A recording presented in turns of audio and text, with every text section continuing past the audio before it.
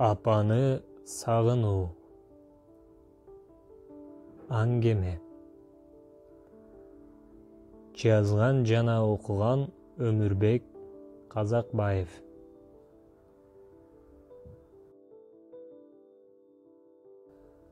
Ал жылы күн өзгөчө ысыды. Апрель айы болгонуна карабай, жука кийинсек да негедир турган жерден тер агып, кыйла жүдөттү. Айылда бирин серин сары оору жүрүп жатыптыр, абайлагыла деген имиштер тарай баштаган. Ошол учурда карындашым ооруп калды. Көп баспаса да алсырап, бат энтигип, шайы кетип, арыктап өңү кубарып кетти. Ооруканага алып барып көрсөтсө, сары оору деп диагноз чыгарышыптыр.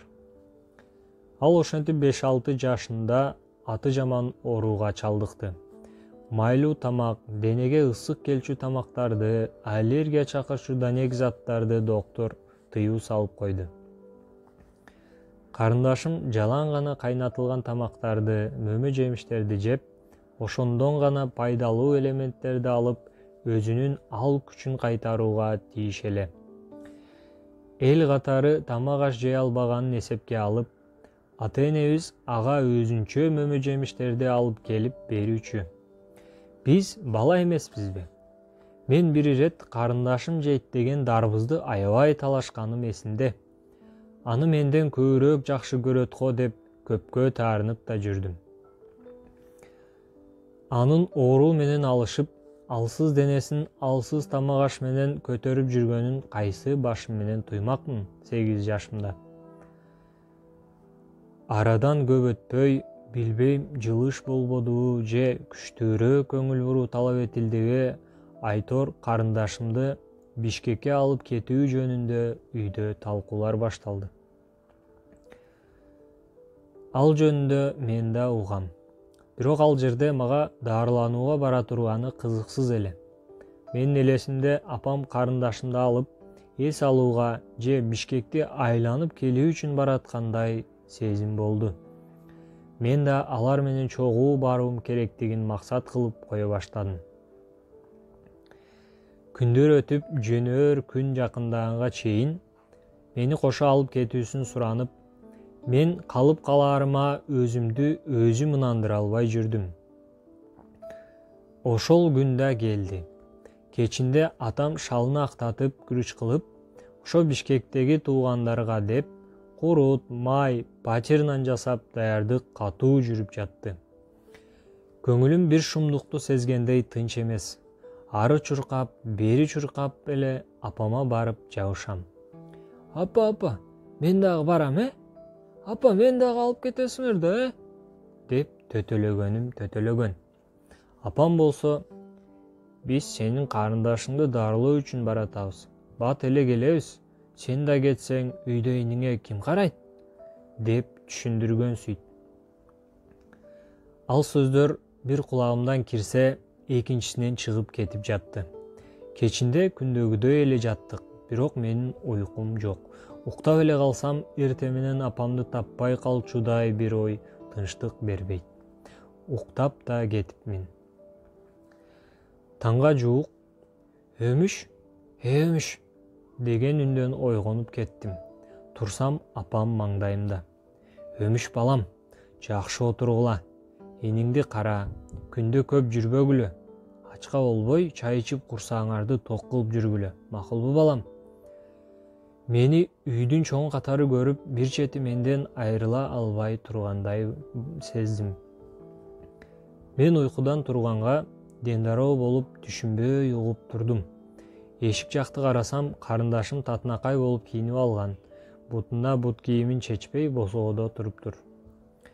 «Макул балам, биз кеттик. Ыйлабай жакшы бала болуп кал, дегенде гана мага жетти. Үстүмдөн бирөө муздак суу куйгандай, ичимде туйгуларым алгоо-далгоо тартып, апам ушу кеткен боюнча келбей койчудай катуу чочудум. Ошо жерден көзүндө жаш кылгырды да, жаш балача катуу үн менен «Апа, мен дагы силер менен барам», деп ыйлаганга түштүм. Апам өзү араң бизди кыя албай, айла жоктон баратканын ошондо мен сезсем, кайра коштоп чыгып, ак жол тилеп, карындашынын бетиненөөп, тезирээк айыгып кетишин айтып узатпайт белем. Жок, тескерисинче болду. Мен жулкунуп барам деп таңкы саат 5:30 бүт айылды башыма көтөрдүм. Мени апамдар алыс кетип калганча атам кармап турду. Мен болсо созолонтуп, балалыктын ырын көпкө ырдадым. Кыйлага барып, алардын карааны көрүнбөй калганда, мен өз ыйыма өзүм чөгүп, өзүмдү таппай баратканда, атам акырын мени калтырып, аларды узатууга басып кетиптир. Кийин өзүмө келип, караңгыга карабай, кыйла ыйлап, артынан ээрчип барып, калың өскөн жаңгактын астынан өтө албай, эмшиңдеп кайтып келдим. Анда апрелдин аягы.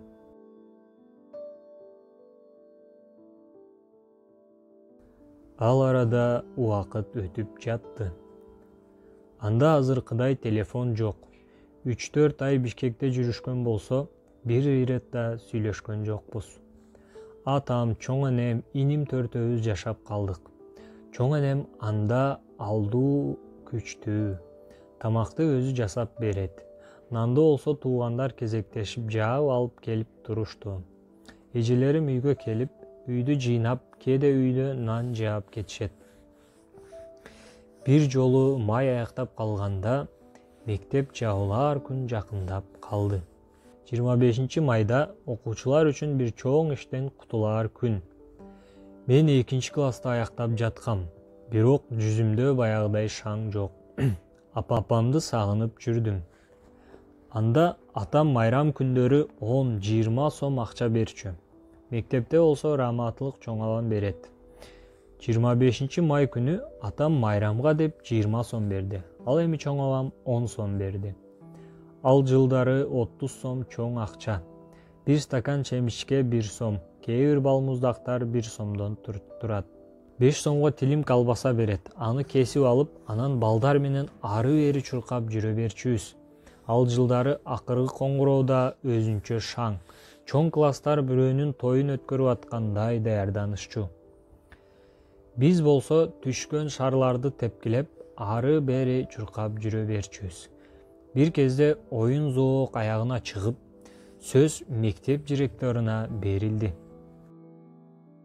Ал бардык бүтүрүүчүлөрдү куттуктап, ийгилик каалады да, 1 жылдык окуу мезгилинде үлгүлүү жүрүм-турум көрсөткөндөргө мактоо баракчаларын бере баштады.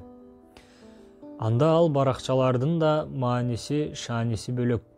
Элестет, элдин көзүнчө сени мактап, анын далили катары райондон келтирилген барактары катуу, сапаттуу кагаздан мактоо баракчасын берип жатса.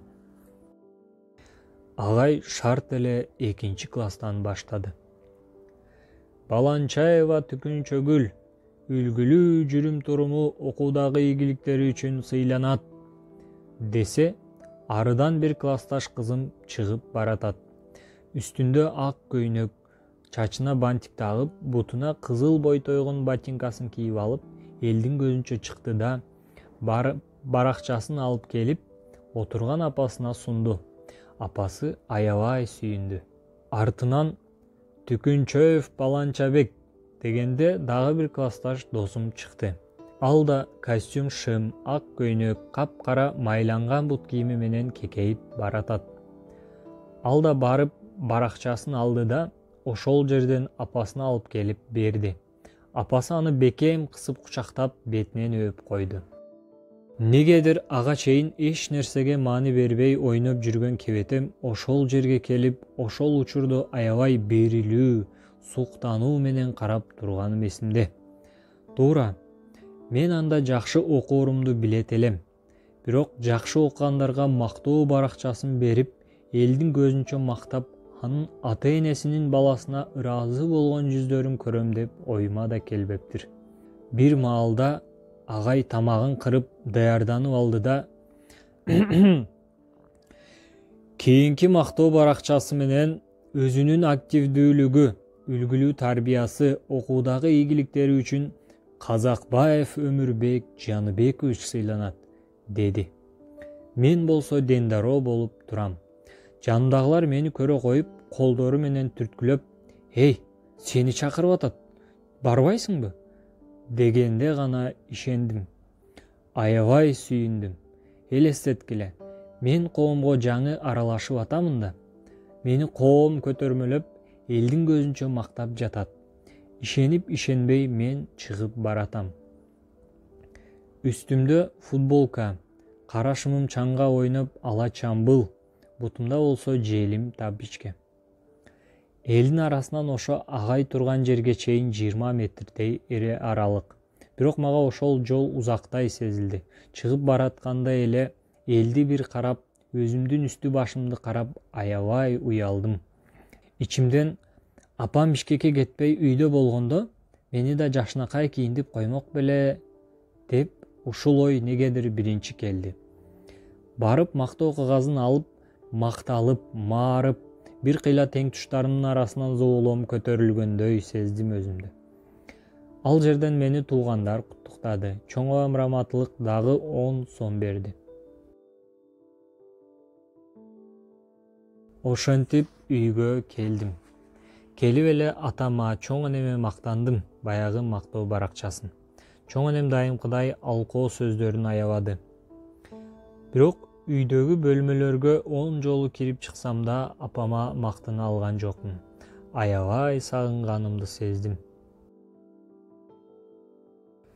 Күндөр азыркыдай эле анда да аябай бат өтүп жаткан. Ары бери дегенче июль-август болуп калды. Бир күнү кошуна акем Бишкектен келгенин уктук. Илгери бирөө Бишкектен иштеп же окуудан келип калса, кошуналар, урук тууган, мазар басып келди деп бир зыярат кылып кетиши кадимки көрүнүш эле. Анткени анда айылдан сырт чыккандар аз. Барып келгендер көргөн кызыктары менен бөлүшүп, айылдаштарды көргөн болсо алардын саламын ооз-эки болсо да жеткирчү. Бишкектен кошуна акем келиптир деп иним экөөбүз бардык. Кошуналардын үйү ал учурда өзүбүздүкүндөй эле. Кенен кесир кирип чыгып, чай ичсе кошо чай ичип, иши болсо ишин кылып эле жүрө берчүбүз. Мен 8-демин, иним 3-4 жаштарда. Барсак, акем биз менен учурашты. Акемдин апасы акем алып келген шириндиктер менен бөлүштү. Сүйлөшүп отурдук. Анан бир кезде акем бизди тамашага салайын дедиби, же атайын жасадыбы билбейм. Мен Бишкекте апаңды көрдүм, деди. Апаң карындашың экөө жыргап жүрөт. Алар качан эле шаардык болуп кетиптир, деди. Ичимден уйгу-туйгу боло баштадым. Араң турган жаныма апаңдын ал жакта дагы бир баласы бар экен деген сөзү аябай катуу тийди. Ал жерден кандай кеткенимди азыркыга чейин эстей албайм. Инимди ээрчитип үйгө кеткенимди билем.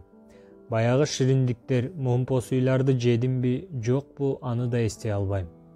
Үйгө бардым да эч ким көрбөгөн төрдөгү бир бөлмөгө кирип, дайыма сагынганда карап турган бир сүрөтүн алып, карап эстеп алып, быкшып, бушактап, анда да үнсүз, дабыш чыгарбай, демим кысылып көпкө ыйлаганым эсимден кетпейт. Анткени бирөө жарым укса келип, сооротом деп баягы букту чыгартпай кайра бугуп коймок. Ошентип 3-класска өткөн жылым сентябрь орточендеп келип калышты. Биз бир күнү чоң апамдын үйүндө жүрсөк, ким бирөөдөн ошондой кабар келди. Шашып инимди айтып алып, эч нерсеге карабай, ишенип-ишенбей чуркап келгенибизди билем. Келип кучактап, ыйлап көпкө бошотпой тургам. Бошотсом эле кайра бир жака кетчүдөй, биз кайра калып калчудай сезилчү. Ошондо бизге мектепке заманбап портфель, иним экөөбүзгө бирден оюнчук, дептер, калем саптын түрүн бишкекский сапаттууларын алып келген. Бирок азыр ойлосом, алар үчүн кубанбаптырмын. Апам кайтып келгени үчүн кубанган экен. Апам да агарып, андан да сулуу болуп, карындашым айыгып, бою өсүп, татынакай, шаардык эле кыз болуп калыптыр. Эми минтип мезгил, убакыттын ураганы ар жакка чачыратып, бара-бара жүрөгүбүз катып, сагыныч эмне экенин да унутуп бараткандай сезилет. Күнөөнү заманга, шартка артып койгон оңой. Бирок андан бери ошол 8 жаштагы оюнсак баланын да башынан көп нерсе өттү. Мурда сагыныч деген сезим менен тааныш болсо, андан кийин дагы көп сезимдер менен токуношту. Кез келди. 2006-жылы ошондо мен биринчи ирет апа ким экенин түшүнсөм, арадан кандайдыр бир 10 жыл өтүп, мен дагы башка сабак алдым. Ал жагы өзүнчө жомок.